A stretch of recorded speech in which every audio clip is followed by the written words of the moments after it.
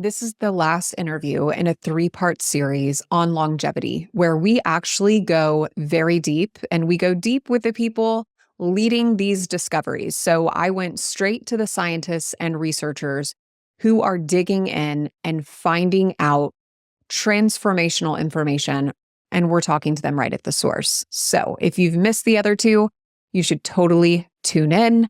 Today's interview is with Dr. Matt Kaeberlein, who is the Chief Executive Officer at Optispan, Inc., an affiliate professor at the University of Washington, and a co-founder of the Dog Aging Project. He's deeply committed to advancing human and animal health by targeting the biological processes underlying aging and age-related disease. So this is a fascinating conversation with an absolutely brilliant man. So I'm excited to dig in.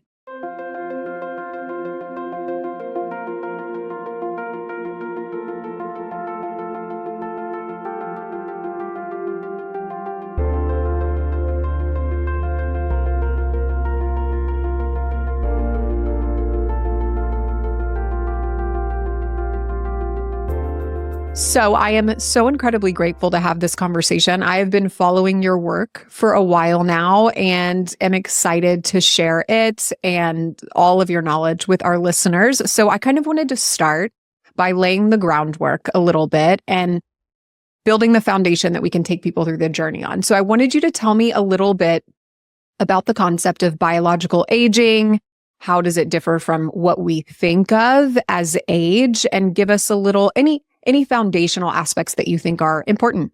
Sure. So yeah, and I'm glad you use that word concept, because I think it's important for people to understand that right now, at least, biological aging really is more of a concept than something that we can measure with any level of precision. And I think, again, we can talk more about what I mean by that. But conceptually, I think most of us understand that different people seem to age at different rates. Certainly different animals seem to age at different rates. Dogs are a really, I think, useful example here. Everybody's sort of familiar with the idea that 1 human year is 7 dog years. Mm-hmm. All that really means is dogs age biologically about 7 to 10 times faster than people do.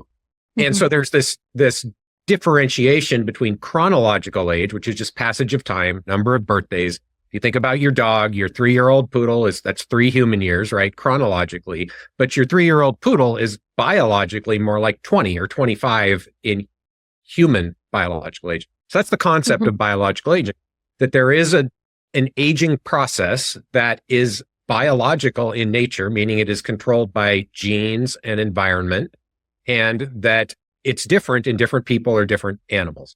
And I think it's useful for people to understand that the science of studying that biology of aging has matured a lot in the last 2 to 3 decades, to the point now where we understand something about how that biology works, what the genes are that are involved, and excitingly, to at least the start of how to manipulate that in the laboratory using medications or gene therapy to slow the biological aging process, can also speed it up. Probably not very useful from a clinical perspective. We wouldn't want to do that in people, but to manipulate that biology, and that the impact of doing that is very profound. I think this is the other piece here that's really important for people to appreciate.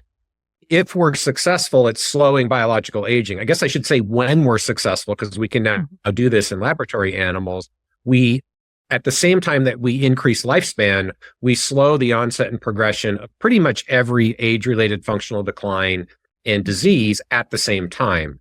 And that's sort of obvious when you say it, but it's really important for people to appreciate this is fundamentally a different approach than what has been done traditionally in medical practice, biomedical research, pharmaceutical drug development. For the last 100 years, we've really been focused on individual diseases in isolation, usually trying to cure those diseases. Targeting the biology of aging is fundamentally different because it's about keeping people and animals healthy by slowing the progression and onset of all of these diseases at the same time. So cool. And I want to put a pin in that a little bit, because I think people think about medicine in, let's say, America as, and I'm a licensed healthcare provider. I'm a PA. So I'm invested in medicine, right? And in the approach, but our medical system in America will never actually make people healthy. We are not really proactively trying Right. to do a whole lot for that.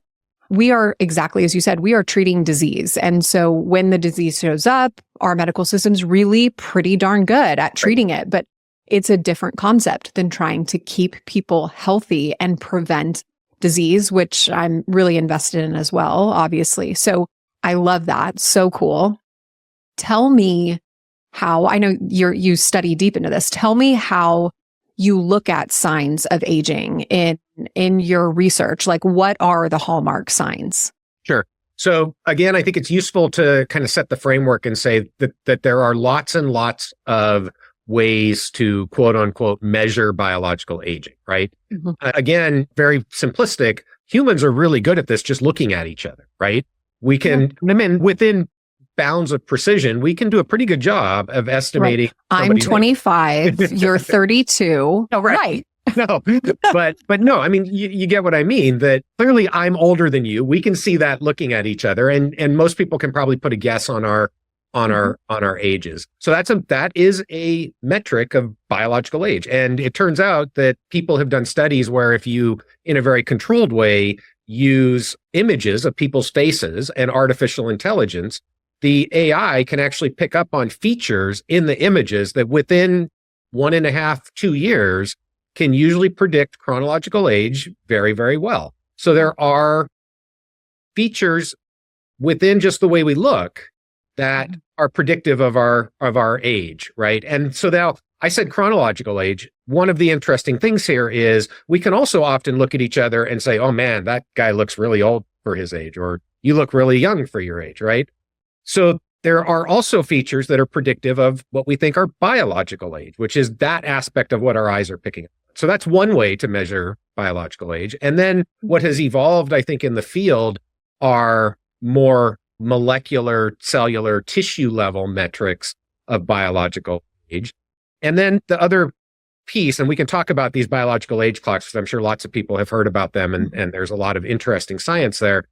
So you can look at those molecular features, or you can look at functional features. So as an example, again, VO2 max, something that we can measure very precisely. We can see at the population level, it changes with age, it goes down with age. So that would be a predictor to some extent of biological age. And we also know VO2 max is interesting because it's very highly correlated with your risk of dying 3 years, 5 years, 10 years down the line. That's what we would expect for something that is associated with biological age. It should not only change with age, but at the individual level should give you some predictive value of current health status, future risk of death. So that's really what we're looking for in these biological age, what people are calling clocks, are patterns of things that we can measure, usually multiple things that we can measure, that together, that signature gives you some predictive value for where you're at right now and where you're going in terms of your health. I think where a lot of the confusion arises is what people are calling biological age clocks. So first of all, people are calling lots of different things biological age, and they're measuring different things, and they don't always match each other. They can't all be biological age. So there's a lot of sloppiness in the use of that terminology, which is why I say it's more of a concept right now. I think what these clocks are really picking up on is health status, which is related to biological age, but not identical. You can be, again, as you're aging biologically, in general, your health is going to go down, but it's going to be variable within some bounds as you're aging. It's going to go up and down. Just think about if you had a COVID-19 infection during the pandemic, your health went down for a while, and then hopefully it came back up. So it's not a linear function. It's not even necessarily what we call monotonic, where it's always going down over time.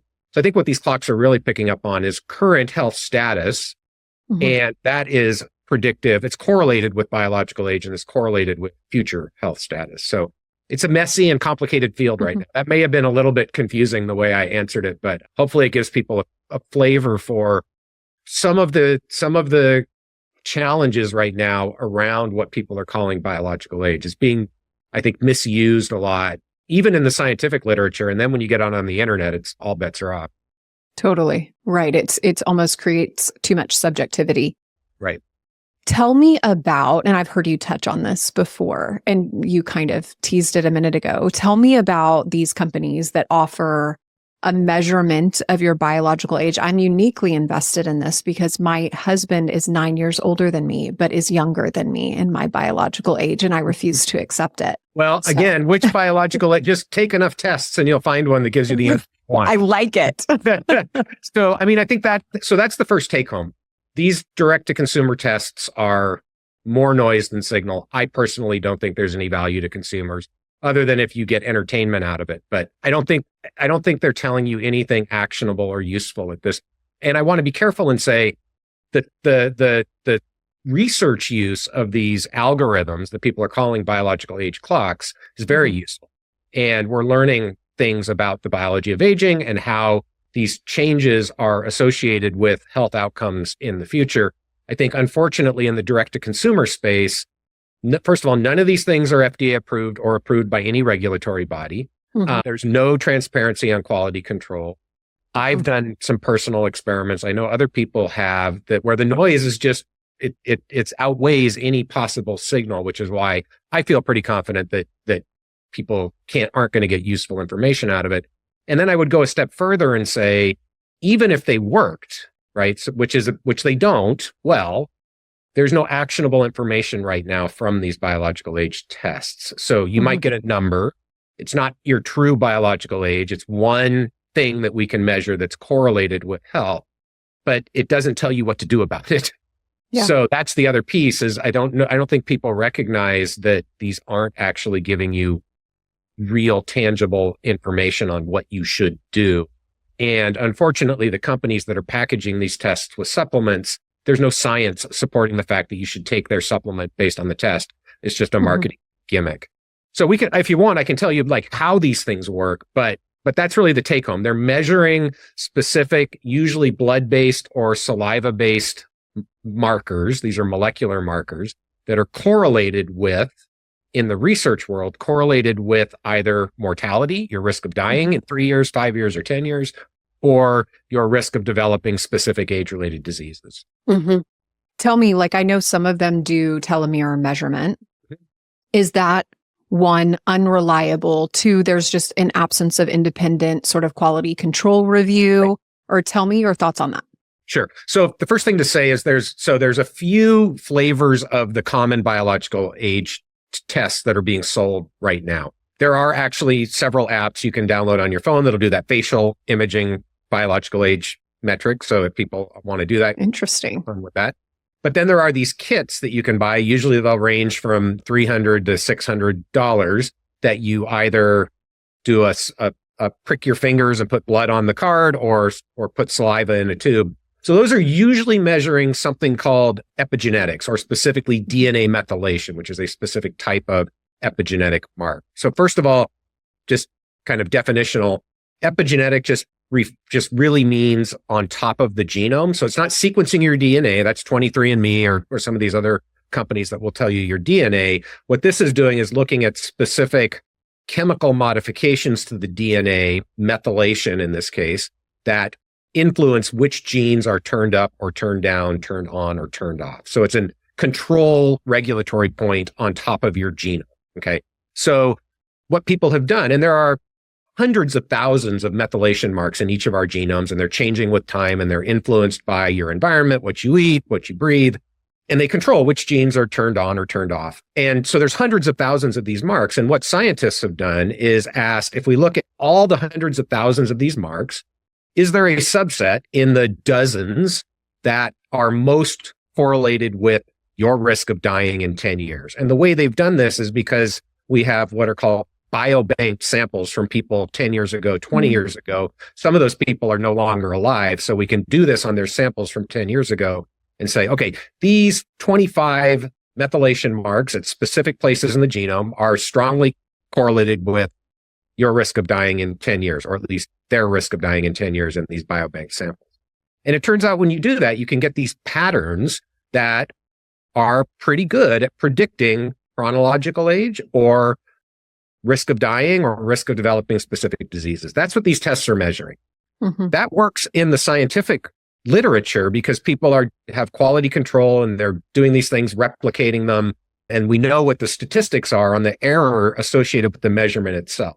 The problem is now these companies they don't at least tell us what the quality control is. And when people try to independently validate it, it doesn't work. So, okay, so that's how these tests work. They will then give you a number, and that's pretty much it. And so then the question is that number real? Does it mean anything? Is that really telling you about your current health status or your biological age relative to your husband? Again, my feeling is like maybe is the best answer. Like maybe it's telling you something, but we don't know because there's so much noise in the system. And I can just say I did an experiment where I tested 4 different companies. I did 2 replicates of each company and I got results. And I was, I think 53 and a half or so when I did the experiment. The results ranged from 42 to 63, right? Like 20-year difference. What about the same company with the 2 samples? Did you get different numbers? Most of the time they were pretty close together, but in at least one case, they were 20 years apart. So. Interesting. Fascinating. I'm so glad you did that. Way to take it into your own hands. I like it. Okay. Well, you touched on this a little bit earlier, but epigenetics basically, again, is how our lifestyle or life influences the expression of our genes, basically, or what's called our phenotype. You would say that's accurate? Fairly. I mean, again, environment is one thing that can influence epigenetics. True. And sorry, I just realized I didn't answer your question about telomeres. So let me just say, it's useful to just clarify. So epigenetics is one of what people now call the 12 hallmarks of aging. The hallmarks of aging are just our sort of current way of categorizing things that we think are associated with, probably causal for the biology of aging. So that includes epigenetic dysregulation, telomere shortening, mitochondrial dysfunction. I could probably name at least 8 of them, but we won't go through the whole list. So these are just useful categories that we can put out there and say, this is what the literature and all the research tells us is important for aging. It's somewhere between 5 and 80% of biological aging. We don't know how much we're missing, but it's a good place to start. It's also useful to understand those hallmarks now give us opportunities to go in lifestyle interventions with drugs, maybe with supplements, target those things specifically to then slow biological aging. And by measuring these hallmarks, in principle, we're measuring part of biological aging. So telomere shortening is one of the things that people have built these clocks on. Those are less common in the direct-to-consumer space because the technology for measuring telomeres is even more noisy than the technology for measuring epigenetic changes, and it's more expensive. But in principle, and people have done this in the research world, you can build clocks that measure individual hallmarks or clocks that even actually measure multiple hallmarks at the same time. It's also maybe useful for people to appreciate then if epigenetic changes is only one of the 12, the idea that only measuring one of the 12 tells you everything about biological age clearly is incomplete, right? So again, this is where I think just the sloppy use of terminology has misled people. It's associated with biological age, but the number you would get, even if we could measure these epigenetic changes perfectly, right? So if there was no noise in the system, which again, I don't know how much the average person appreciates this. That's impossible. There's always going to be some noise, some variation statistically in anything you measure. But even if we could do it perfectly, these epigenetic clocks are only one of the 12 hallmarks of aging. And so at best, it's part biological aging. It's not a true measurement of your biological age. There's a lot more that would go into it if we could actually get a true measurement of your biological age. Interesting. Okay. And switching gears a little bit to our ability, right, to influence our longevity, our biological age, and what role we can play in that, I would love for you to take me through. Let's talk about first, like even lifestyle outside of supplements, like lifestyle modifications that you found that can influence this potentially. Sure. So a couple things I will start with. I think whenever we're talking about longevity, there are really 2 places to look for evidence on what works and what doesn't. There's the basic research, and I'm talking about laboratory animals in the laboratory, things where we have studied it to say this causes obesity, this increases lifespan, this prevents disease. That's really powerful, but obviously we don't know whether those things are going to work exactly the same way in humans. It's powerful because we can actually get really rock solid information where with 100% certainty, we know for a fact caloric restriction increases lifespan and health span in mice. In mice. Okay. So that's one type of data. And then the other type of data is we try to look at information we've got in humans, and that's messy, always messy, always tough. And we really, really have to be careful about confounding factors that can influence our ability to have confidence. So all of that is to say, everything I'm going to say, and I think everything anybody on this topic of nutrition or exercise or sleep or connectedness, those are the four pillars I think about.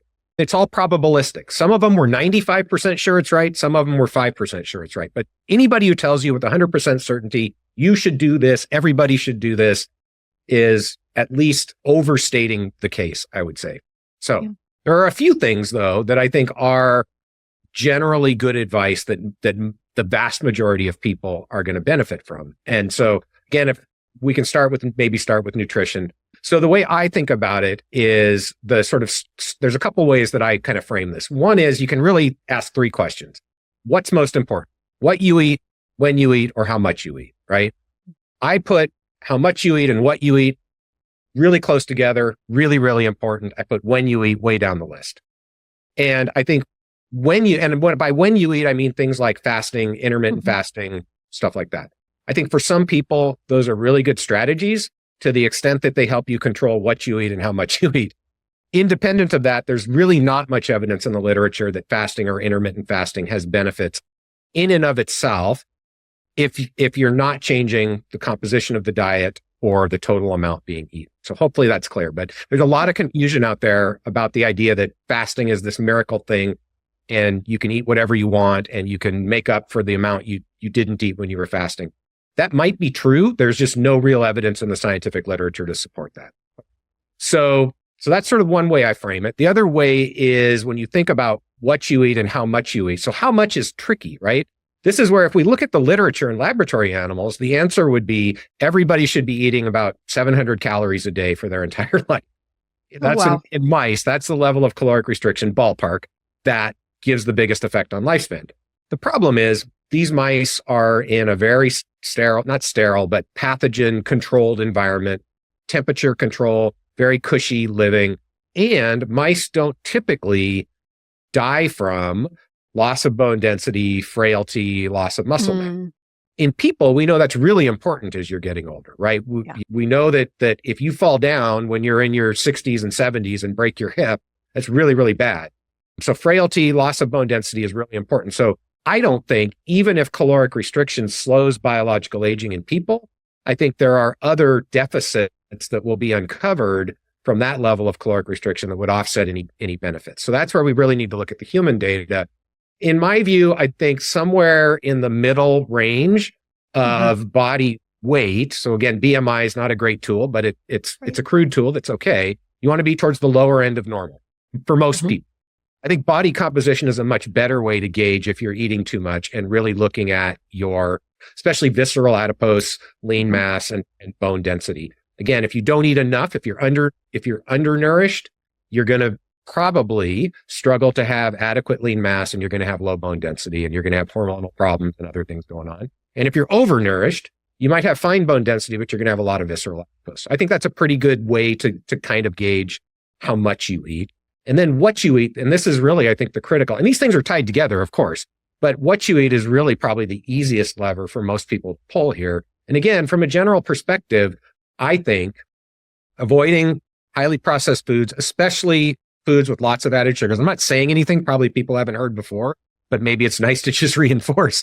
I've gotten religious at reading labels, and I'll say I personally have cleaned up my diet a lot in the last 5 years. I think it's amazing to me what the food companies do and what they put in. I mean, it's just ubiquitous and it's terrible. So you really have to take matters into your own hands, learn how to read labels, look for added sugars, avoid those things. Again, shopping around the outside of the grocery store, like really, really good idea. So I do that. And then I go down the coffee aisle and sometimes the frozen fruits and vegetables aisle. That's it. Exactly. If you can do that, you're pretty well set. So anyways, and then I think protein, so avoiding overconsumption of alcohol, again, kind of obvious. I put that in the eat nutrition bucket. And then protein, I think, is one where I don't actually know the answer.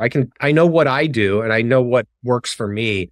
This is where I think the literature is a little bit still mixed, right? Mm-hmm. Is low protein good? So again, if we go back to the laboratory animals, that's where you see lifespan extension.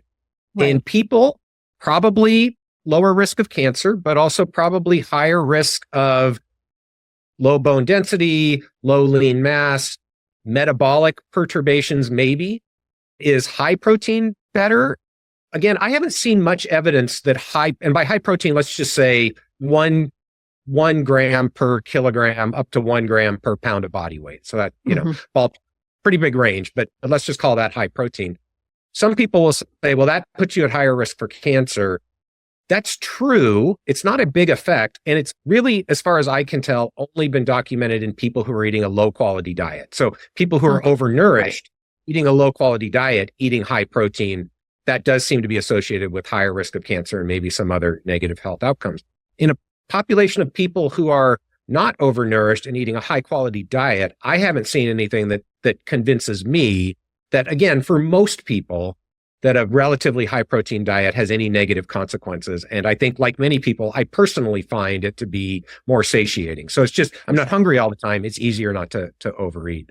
So that's kind of the framework that I take to nutrition. And then I think you just have to kind of find what works for you. I right, personally don't think trying to subscribe to a specific diet, keto or whatever, carnivore or vegan. I mean, again, you can do that if that works for you.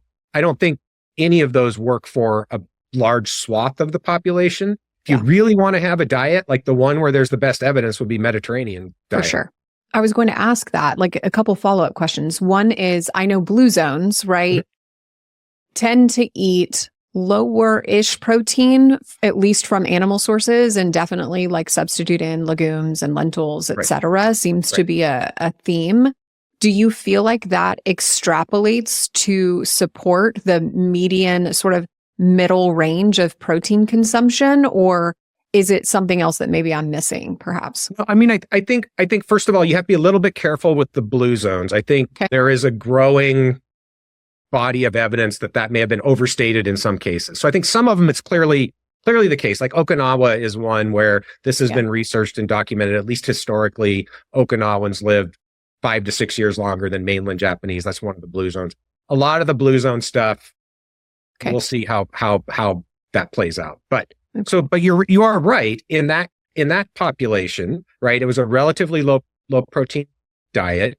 They were also calorically restricted by maybe 10% relative to mainland Japanese. But there's also a genetic component there where that may or may not apply in a typical cross-section of America, right? So we don't know the answer. I think what I would say is, and again, this is where I think our environment has changed so much over the last 100 years. And by that, I mean, not just like the things we're exposed to around pollution and microplastics, although that's a different topic, but even just the food that we're presented with and our sedentary lifestyles.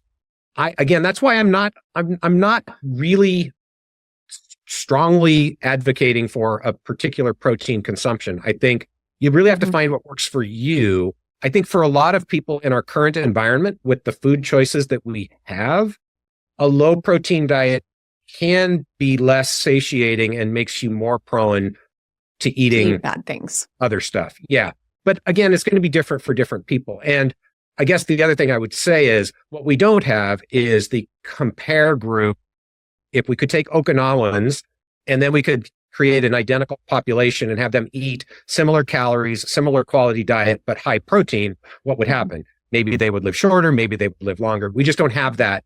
We don't have that group to compare to. So the real answer is, I don't know. So I think we're all, and this is, I mean, I think it's good for people to recognize that sometimes you just have to figure out, like, take the best information you can get, apply that to your own life and figure out what works for you. Totally. And if you're trying to eat a high protein diet and you're trying to eat a high quality diet and you find that you're hungry all the time or you're tired all the time, try something else. It's not working. Yeah, totally.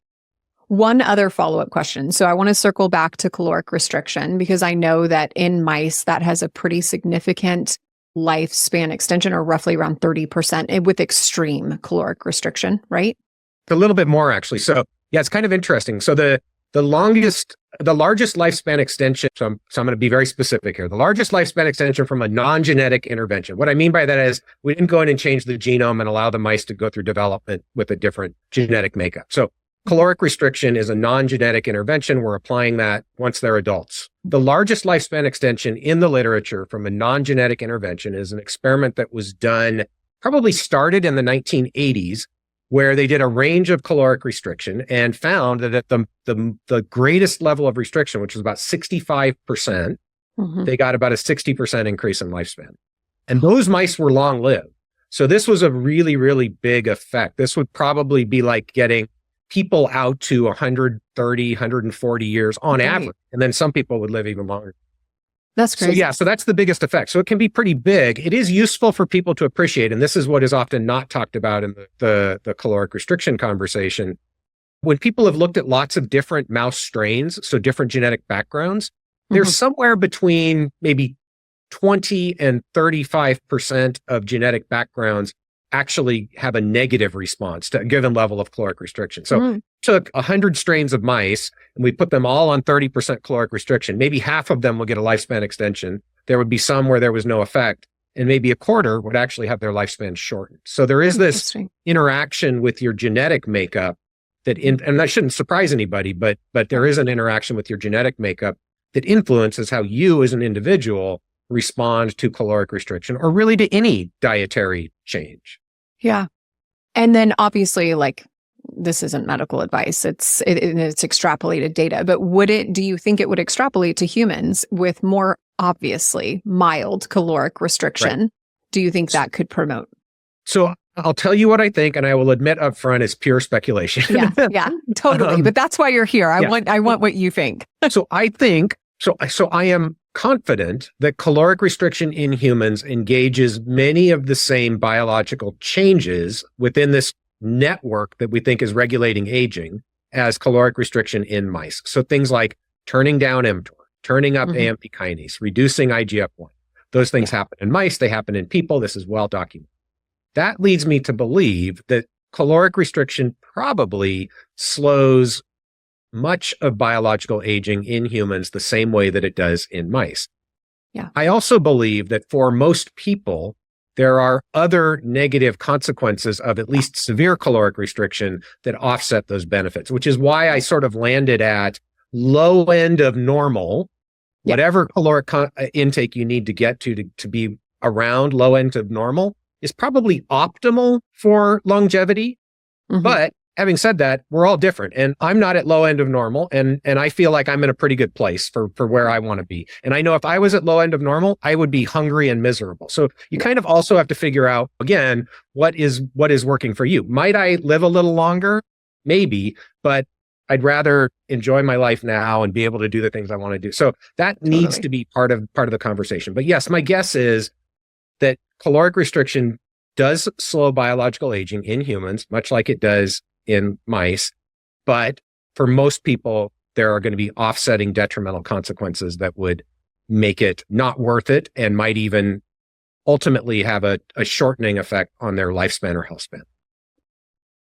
Interesting follow-up question that you might know nothing about. I've never heard you speak to this, but I'm curious your take. So if we take significant caloric restriction off the table, but know it can influence some of these mechanisms of longevity, would something potentially like a short-ish water fast of 36 or 48 hours intermittently propagate the same response without the deleterious effects? Great question. So again, I don't know the answer because we don't have the right data to definitively answer that. What I can say is in laboratory animals, people have tried to do these experiments. So they've done short-term fasting or even every other day feeding, right, for months or years. This is often misinterpreted in the literature because when those studies are controlled for total caloric intake, again, meaning that if you're feeding the mice every other day on the days they're eating twice as much, there's really no effect on lifespan. Okay. So that would suggest that the overeating, let's just call it overeating, on the days where they're eating offsets the benefits you get from the fasting. So I think of fasting and time-restricted eating, which would be like 16 or 8-16 or 12-12, whatever. I think of those as useful tools that at a minimum can help some people control how much they're eating. I think for some people, it can also have a benefit on their circadian rhythm, which is a different discussion, but also important for health. But if you are overeating, I don't think that fasting or time restricted feeding gives you any benefits, at least based on what we know in the animal studies. Cool. I love it. Thanks for answering that. That was a little bit of an offshoot, but I was curious your thoughts. Okay, I want to switch gears a little bit. So I know I'd love your thoughts in general on supplements, just briefly, whatever your thoughts are on that. And then really, I just wanted to pick your brain about medications that are out and influence aging that I know you're familiar with as well. Sure. Yeah. So supplements are really tough. And I personally struggle with supplements because, again, there's not a lot of good data. And I think the industry is very problematic, much like the direct-to-consumer biological age testing industry. So I put supplements really into two broad categories, and then we can get in the subcategory for one of them. So one category is things that we can measure, and we have at least some reasonable understanding of what is optimal or normal. So I would put things like vitamin D, omega-3, B12s in that category. We can measure them. We have at least some confidence around where most people should be. So in my view, those are things that people should get measured and should supplement if they're not in the optimal range, or certainly if they're in the deficient range. Now, people will sometimes say, yeah, but the epidemiology doesn't definitively show that supplementing vitamin D has any benefits. There are lots of problems with those studies. We could talk about it. That's bunk. If you're deficient, get yourself out of the deficient range. Would it be better to go outside and get it from the sun? Sure, it would be. But some people can't do that. Many people, like where I live, even if I spent half the day outside, I wouldn't get enough sun to make enough vitamin D. So supplement if you're deficient.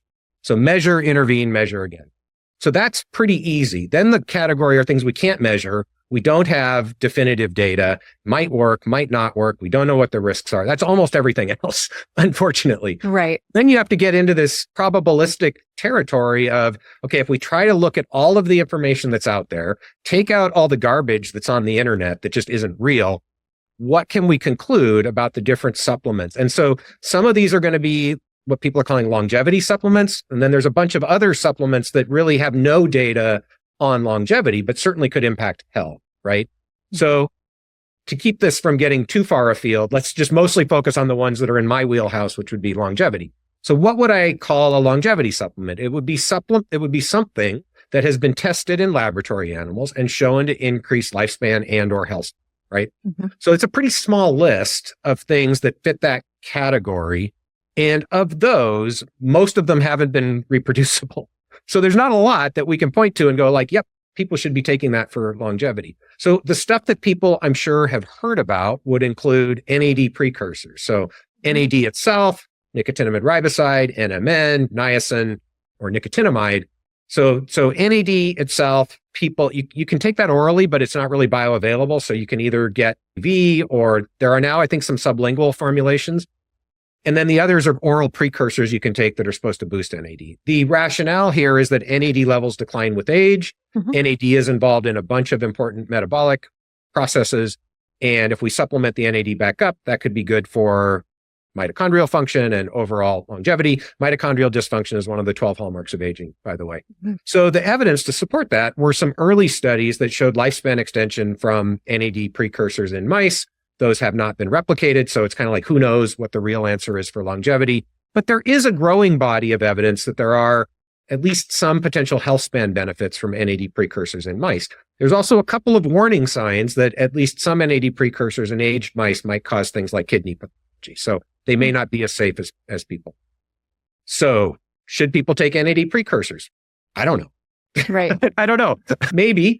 I do believe that for some people, NAD imbalances become limiting for health and that they would benefit from NAD precursors. I don't think we have a great way right now to tell which people should be taking NAD precursors. And then there's all these questions about dosing and which one's best. And we don't really know right now. There is some interesting new approaches being taken to combine an NAD precursor with what's called a CD38 inhibitor. So CD38 degrades NAD. And so I mean, again, I haven't seen data, so I'm certainly not suggesting people should go out and start taking these. I'm personally testing one of these right now. it's intriguing and the biology makes sense. And so this might be a way to increase bioavailability of an NAD precursor, but I have no information one way or the other on where it works. So that was a long-winded answer on NAD precursors. There are a few others that I think are interesting. Alpha-ketoglutarate I would put in the interesting, but I have no idea how beneficial it is. PhenA I'd put in that category. Spermidine I'd put in that category. I'm not taking any of those personally because the data in the laboratory studies is pretty mixed. And I should say, none of them are anywhere near as effective as caloric restriction in mice. None of them are nearly as effective as rapamycin. So we'll talk about medications. Yes. So there's no supplement that comes anywhere near what has been shown in laboratory animals for caloric restriction or rapamycin yet. Maybe the last thing to say is most supplements are not particularly bioavailable. So it's not even clear, even if they could have the effect, that the doses that people are taking would actually achieve the biological effects that we're looking for. If we had perfect biological age tests, those might be useful in telling us whether the supplements are working. But right now, as we've already discussed, they're not good enough to give you that sort of information. Totally. Okay, tell me about rapamycin. Sure. So, rapamycin is FDA-approved drug. It was first approved to prevent organ transplant rejection. This is 25 years or so ago now. So we know a lot about human use. It's commonly sort of referred to as an immunosuppressant. It's not a true immunosuppressant, but when used in combination with other immunosuppressants and at high doses, rapamycin does help prevent organ transplant rejection. Sort of independent of that clinical development, in the early 2000s, multiple labs independently converged on rapamycin and the protein that it targets, which is called mTor, stands for mechanistic target of rapamycin, as a key node in this biological aging network. And so what we've learned really since about 2004 till now is that really mTor seems to be one of the most powerful things we can modulate to impact the rate of aging and longevity in laboratory animals. It works in every animal where it's ever been tested. It increases lifespan in mice up to about 25% and seems to delay the onset and progression of pretty much every functional decline and disease of aging in laboratory animals. A couple of other things that are interesting and potentially important when we talk about human use for this purpose. One is you can start the treatment in middle age. And this was a study that was published in 2009 where they showed you could start treating mice with rapamycin at about the mouse equivalent of a 60-year-old person biologically, still get pretty much the full benefit. That was really the first time anything had been shown convincingly to work starting at middle age. So that was really important. And now we know you can start treatment in middle age, and in certain tissues and organs where function has already declined, you can actually see improvement. So we can reverse functional declines with aging. So that's true, definitively true in the oral cavity. So we can reverse periodontal disease in mice. In the brain, so we can actually see improvements in mouse models of dementia and normal aging. In the immune system, so we can improve vaccine response with rapamycin in mice. In the ovaries, which is really interesting. So can take mice that have undergone ovarian decline and actually see restoration of function, and in the heart. So there are, again, I'm not saying that rapamycin reverses all aspects of aging, but at least in some of these tissues and organs, we can see an improvement in function. So that's really intriguing when you think about testing rapamycin in humans, because it's much easier to show that you can take a system that's already declined and make it better than to show that you can increase lifespan in a population of people, 20, 30-year study, right? So now people are starting to do clinical trials. There are trials running for muscle function, ovarian function, oral disease in humans now. And so none of them are really large, but I think we'll start to get additional information. There were two pretty good sized clinical trials for influenza vaccine response done maybe 10 years ago now with a derivative of rapamycin, but it works exactly the same way. Both of them showed positive results. So at least for immune function, it seems like the same pattern that we see in mice is probably true in people. And then now there are lots of people using rapamycin, what's called off-label. So it can be prescribed by a doctor. It's not for the FDA-approved label indication. That's where off-label comes from. But you can get a doctor to prescribe any FDA-approved medication. They're legally allowed to if they believe it's in the best interest of their patient. So people are using rapamycin off-label in the hope that it will improve health span and potentially lifespan. Collecting data from those people, I think what I feel pretty confident saying is there aren't a lot of side effects. So about 15% of people will get canker sores. But outside of that, nothing is statistically significant at this point, other than some benefits that are different between non-users and users. But in terms of side effects, nothing jumps out. So it seems like at the doses and the strategies that people are using right now, it's pretty safe. We really don't have much data on efficacy at this point. A couple of hints around long COVID or severity of COVID-19 infection, and then some specific inflammatory or autoimmune conditions where anecdotally we're seeing people report benefits. Well, if you guys ever want to do a study on thyroid function or Hashimoto's, let me know. I mean, Hashimoto's is interesting, right? So again, I think there is at least a couple of case reports. So I think that's, again, one of the places where you might anticipate seeing a benefit from rapamycin. How fascinating. I'll have to do some data. I've started it myself. I always do things before I offer it to like my people in our practice. So I started it myself a few months ago, and I'll absolutely look for that. I was not aware that that could happen. So that's really exciting. Tell me about your work in Optispan and the role that it has in aging and longevity. Sure. So this will go back to kind of one of the topics we touched on earlier, which is how the traditional healthcare system is very reactive, largely, completely, but largely reactive, not really set up to assess where people are at, detect problems early, and prevent problems. So Optispan is really a healthcare technology company, first and foremost. Our mission, vision is to enable health optimization for as many people as possible, but particularly in the context of aging, right? Because that's really the biggest driver of declines in health and disease. So we're developing tools, technologies, protocols within the space to scale that to as many people as possible. And there are a couple of pieces there. One is to develop our own clinical programs, because I think you really have to do that before you can figure out what works, what doesn't work, what are the friction points. I'm sure you're familiar with this. I wasn't familiar with it when I started because I came from an academic background. The healthcare system is full of friction. And so a big part of what prevents people from taking control of their own health is how much friction there is in the system. So I felt like we needed our own clinical programs to be able to really sort of figure those pieces out. So we've got a couple of programs up and running now. One is really, if you think about the sort of high-end longevity clinics, measure everything, that's really what we're doing. And again, most of these high-end longevity clinics are basically doing the same diagnostics, right? There's an overlapping set of diagnostic, comprehensive blood work, ultrasound, multi-cancer detection, whole body MRI, DEXA, VO2 max, right? You go down the list.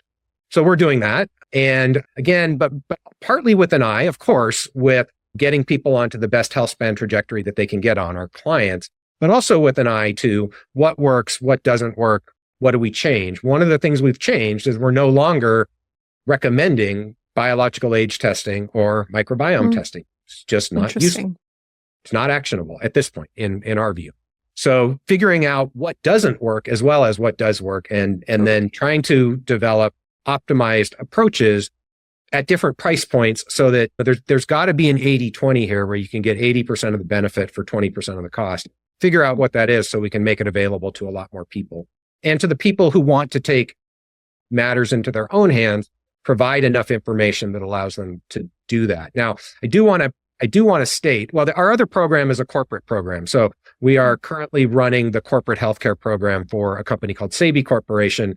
That's a scaled down version. And that's sort of like getting to the 80-20. What might employers want to invest in their employees, but firmly in the healthcare proactive preventative health optimization venue, not in the reactive disease care venue. Totally. And I say reactive disease care, that sounds disparaging.